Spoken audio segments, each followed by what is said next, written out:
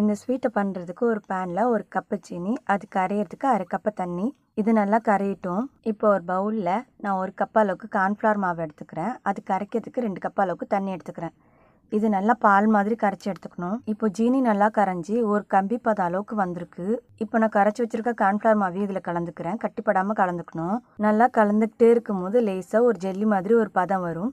அப்போ நமக்கு பிடிச்ச கலர் கலந்துக்கலாம். நான் எனக்கு பிடிச்ச கலர் பச்சை கலர் கலந்துருக்கேன். ஃபுட் கலர் சேர்ந்ததுக்கு அப்புறமா எல்லா இடத்தையும் ஒன்று போல் சேர்ற மாதிரி சேர்த்து கலந்துக்கணும். எங்கேயும் கட்டிப்படாமல் எல்லாத்தையும் ஒன்றா சேர்த்து கலந்துக்கணும். இப்போ நான் ஆல்ரெடி உடச்சி வச்சிருக்க முந்திரி பருப்பையும் வெள்ளரிவதையும் சேர்த்துக்கிறேன்.